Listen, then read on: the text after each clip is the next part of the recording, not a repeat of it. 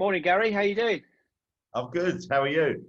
Very well, thanks, mate. How's the family? How's Keely and Jack? Yeah, All doing well? yeah, all very good, and back to school and all of that sort of thing. So some sort of normality is returned to the sort of family household. Yeah. Can you just confirm while I'm asking? That's not your wallpaper in your bedroom, is it? That is actually a backdrop you've put up there. Yeah, well, I'm in the spare room, so I've been thrown out of the bedroom. So this is where I live.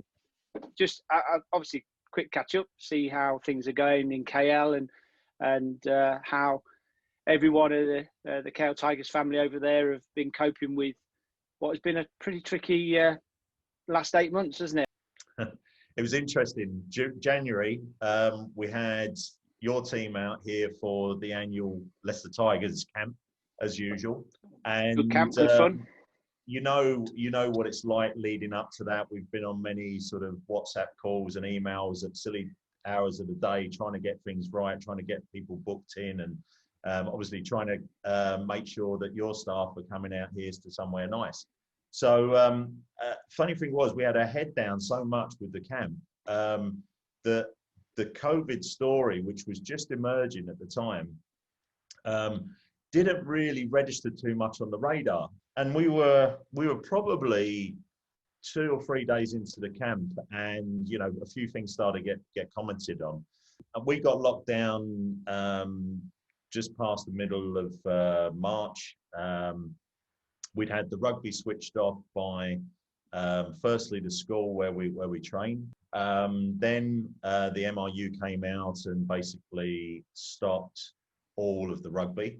So that was us done. Because that's the thing as well, where the teams you have coming into your tournament aren't Malaysian teams. There are some Malaysian teams, but they're from everywhere, aren't they? I mean, I think I was there last year and you had a team from New Zealand come in. Obviously, you've got all the Singapore and Hong Kong sides, Thailand sides, and they come from the whole region to take part in the KL festival, don't they? And it's an amazing event. But of course, as a international travel ban hits, that was going to be chaos, wasn't it?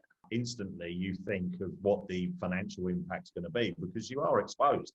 Yeah. But then when you start to really sort of look into it, and it's like, okay, guys, look, we need to forget about the rugby aspect to this and think about the health side of it and the safety of basically the children. I said soul searching because, there were teams like teams from Guam.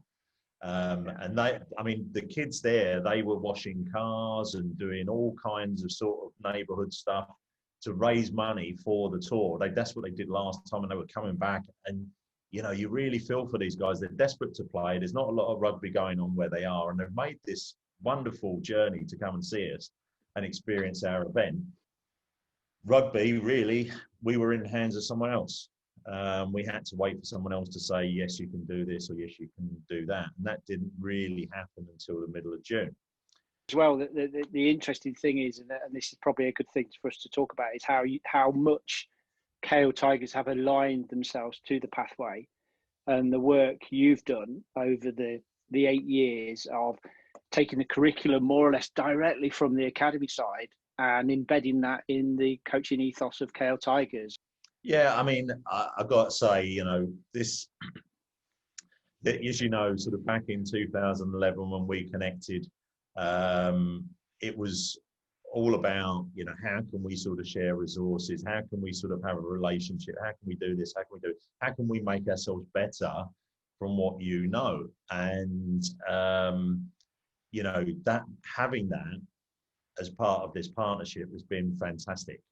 So in terms of it, you're presently now you're back in with some rugby going on.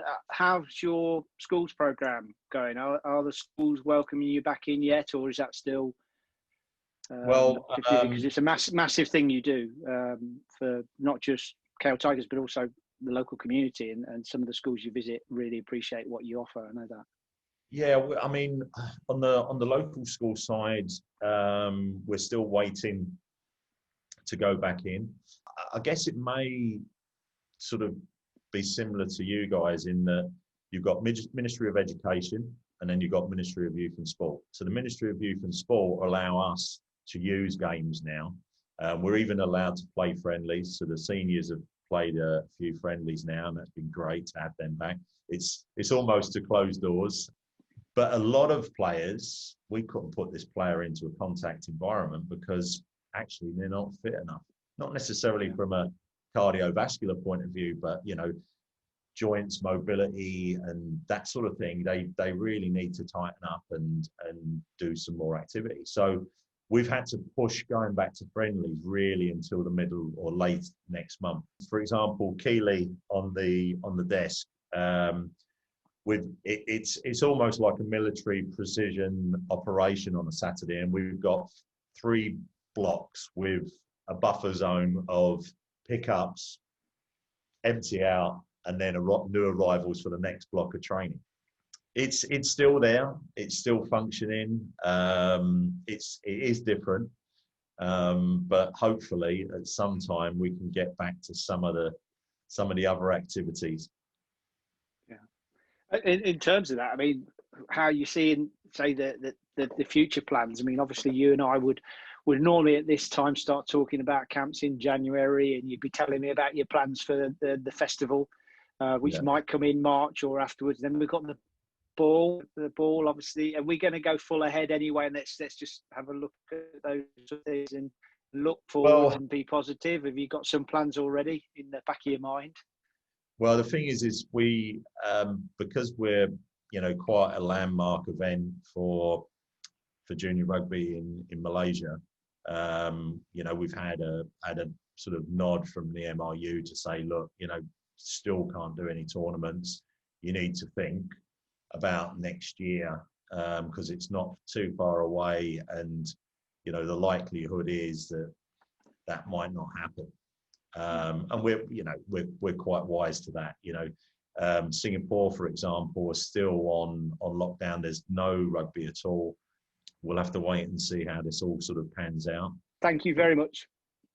Thanks for giving up your time and doing the wallpapering behind you. And please send my love to Keeley and Jack and everyone else at Cow Tigers, and we look forward to catching up with you soon. Good luck to all our global partners, and stay safe, guys.